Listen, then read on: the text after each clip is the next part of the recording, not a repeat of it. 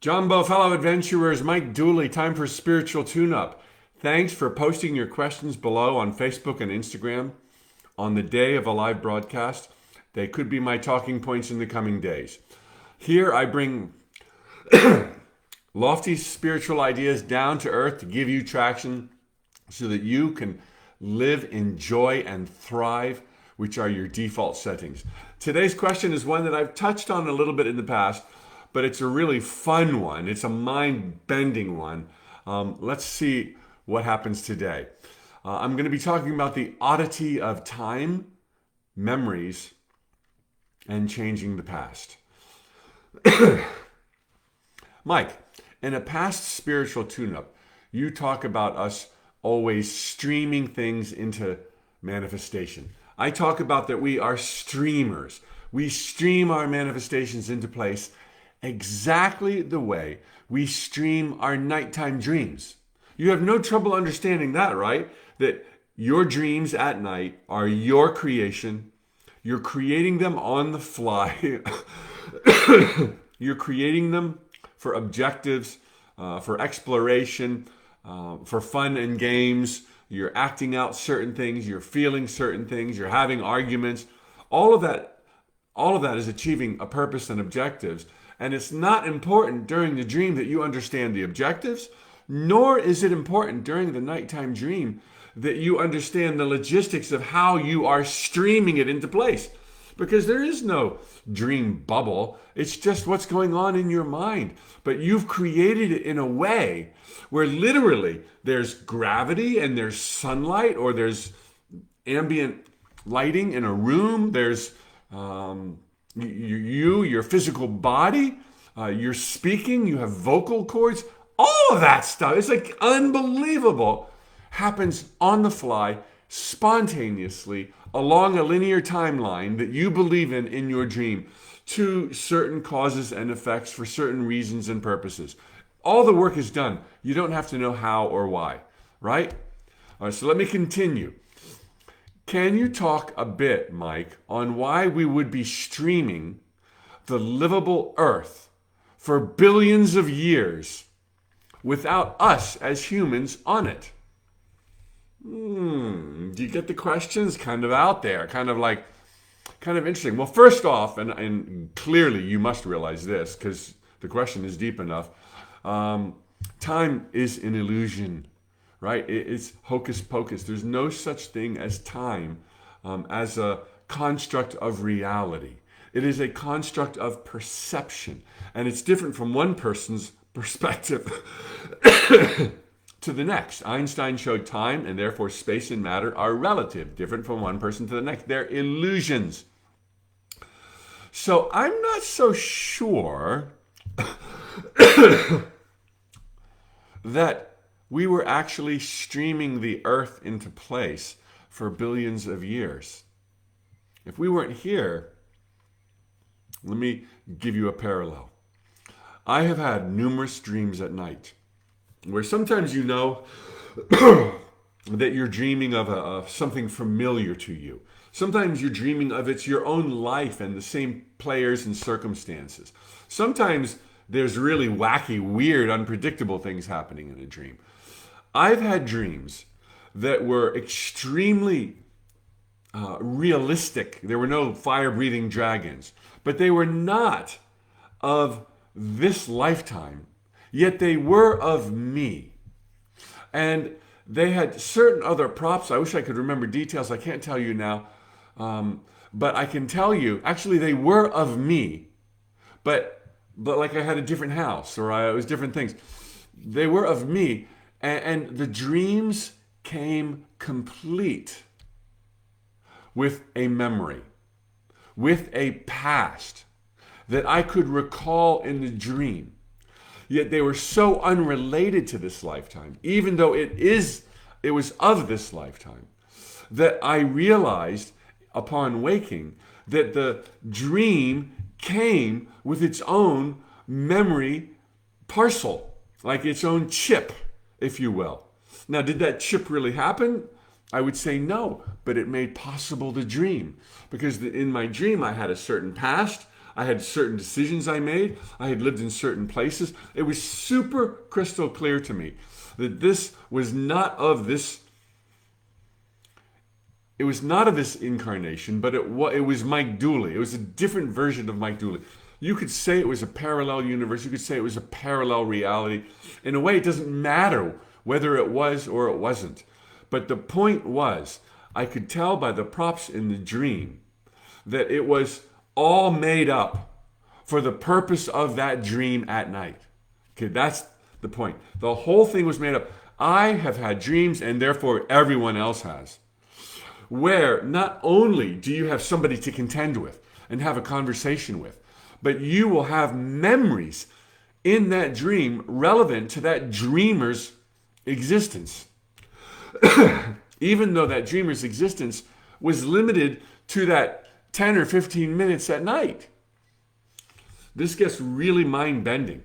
But what it implies is that our memories are nothing more than our chosen recall. That they're not necessarily things that happened. That they're perspectives, that they're a mix.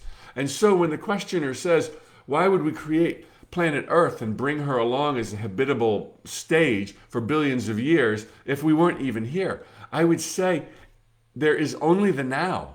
And right now, we all agree that Earth is billions of years old. So if you go out looking for evidence, you will find it. You will see, oh, first it was here, and then it was there, then it was a continent, then it was in the bottom of the ocean. But all of that is being assembled spontaneously on the fly right now to give us a stage, which is no less mind-boggling than the fact that we can create a here and now. If we create a here and now out of thin air, then what would be the big deal of creating a here and now that has a certain recollected past to give more meaning to the here and now? But that doesn't mean that the here and now in a nighttime dream is real. It's illusion. And so is it with our past and our memories. It's all illusion. Your memories are what you choose to remember.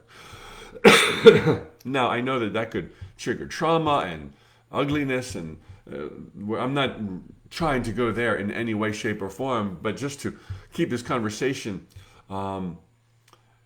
as one that will invite revelation and infinite possibilities of discovery. Let me give you one other overlay, which I have shared before, I think twice in the past 300 spiritual tune-ups. And this is from the Seth material by Jane Roberts. Seth did say, that whenever an individual gets to a crossroads in life, and they might go left or they might go right, if it's a really sincere, authentic, might go left, might go right, and not a whim or a fancy, then both realities are pursued. And there is a you that goes left, and there is a you that goes right. And each you thinks you're the only one.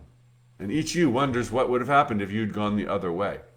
That happens at every major crossroads in our lives. It could perhaps happen at multiple times in a day. Every time you're at a crossroads, your entire world, your reality splits. And here's the wild thing, as I've shared. When you split this way, like for me, I've got a mom and a dad and a brother and a sister. And in this one, I got a mom and a dad and a brother and a sister. Which one's my real mom and dad? Which one's the real me? Oh my God. And that's one fork in the road. And then I have dozens or hundreds or thousands, maybe 10,000 forks in the roads. There's 10,000 versions of me, 10,000 incarnations of Mike, each with different memories, each with different past, each with different parents, and each, not different parents, each with the same parents, right? But now there's multiple versions of them. And for each of them, each time my brother made a big decision in the fork of life, there was a split. And in each one of those splits, there was a me, because I was still his brother. So which one is really me? This is only to hint at the mind-boggling nature of reality, the eternal now, the illusion of time. And so, I would often tell audiences, if a tree falls in the woods and nobody's there, does it make a sound? That old question, that old Zen question. I would suggest that if there was nobody there, There were no forests. There were no trees. There was no sound. If nobody's there, like on the other side of this wall in front of me right now, I can't see on the other side of the wall. There's nothing there. There is just void nothingness. You would think, on the other side of the wall, there's the outdoors. There's my driveway, my yard, my whatever, and then a neighbor's house. And then, no. This is a nighttime dream. When you're having a dream at night in a room, do you think there's something on the other side of the walls, or is it just what you're streaming into place? You're not streaming the other side of the wall. Now, if you go out the door and walk around the house, as you go, you'll be streaming it all into place. It'll all come to life. And if it's been a week since you were out there, you're going to see the past as it's manifested, and the grass is going to be a week older than it was the last time you were there. Even though until you went there, nothing's there. It's void, unless somebody's thinking of it. Unless somebody's thinking of something or somewhere, or they're there experiencing it, it's not there. But as soon as you show up there, it's there. And it's there with its history. And it's there, and the trees grew taller. And it's there, and the sun is shining above. But it wasn't there until you got there.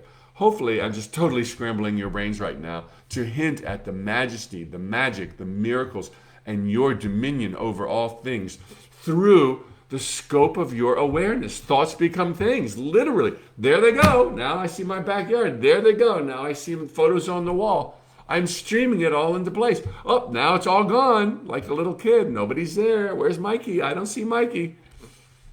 This is the way it really is. This is 1,000,000 times closer to reality than thinking that it's this unending continuum that's always there, whether we are or not. You might say, well, what about the animals? And what about the electrons? What about... I don't know. I don't really... clearly all animals and all atoms and all motes of dust are sparks of God consciousness. Are they there if we're not there to stream them? I'm not sure.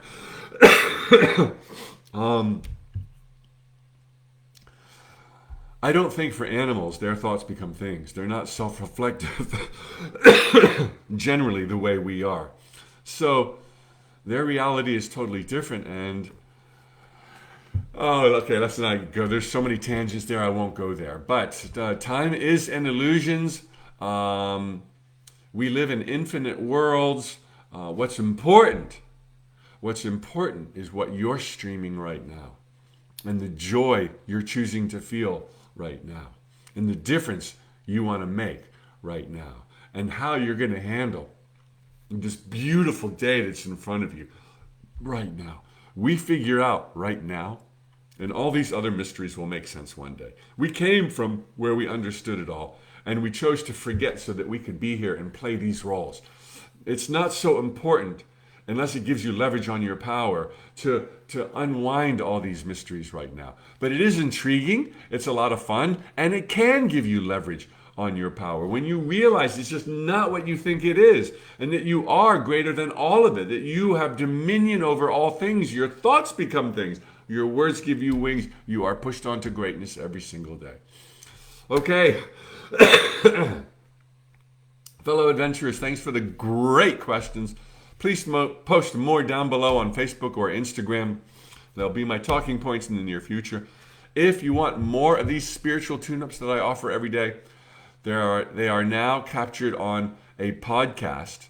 We're dropping 2 installments a week. I think every Tuesday and every Thursday. There's about a 40 or 50 minute installment of the past 5 spiritual tune-ups. And then we're going back to a year plus ago, and we're putting those together 1 week at a time as a 40 to 50 minute drop. So you can have unending spiritual tune-ups through the new podcast of the same title. Thanks for letting me do this. And yes, I'm feeling better. Thank you for the continued concerns about my cough. All the best to you. And Winnie, you're always there. Thank you. Zaina, what a pretty name. Hope and Richard and Diane. Beth, glad you're all in the house. Astride, Sonia, Nigel Peppers, glad you're here on Instagram. Thank you, everybody. Andrea as well. Adios, amigos. Hasta pronto.